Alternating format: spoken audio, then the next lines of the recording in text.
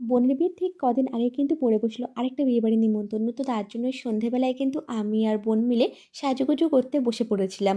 প্রথম দিকটাতে আমি নিজের হেয়ারটায় ক্রিম্পিং করছিলাম, কিন্তু এতটাই হাতে ব্যথা করছিল যে বোনটাকে বললাম কিন্তু আমার চুলটায় ক্রিম্পিং করে দেওয়ার জন্য। তো তারপরে আমরা হেয়ার ক্রিম্পিং করার পরে কিন্তু চলে গেলাম রেডি সেডি হয়ে মামা বাড়িতে। আর দেখো বোনের বিয়ের প্যান্ডেল কিন্তু প্রায় হয়েই এসছে।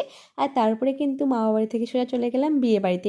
বিয়েবাড়িতে এসে কিন্তু আমি, বৌদি আর অনু মিলে সেলফি তুললাম। এখন যে কত কষ্ট করে ভিডিওগুলো এডিট করেছি একমাত্র আমিই জানি। যেমন দেখো এখন বাজে প্রায় 11:15 আর মাম্মাম এখন ঘুমোচ্ছে। তো সেই ফাঁকে কিন্তু আমি তাড়াতাড়ি করে ভিডিওগুলো এডিট করে ফেলছিলাম, কারণ সারাদিনে এখন বলতে গেলে ভিডিও এডিট করার সময় পাই না।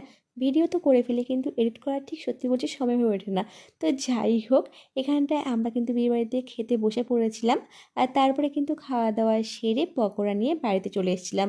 তো চলো আজকের জন্য মিনি ব্লগটা এইটুকুই, টাটা।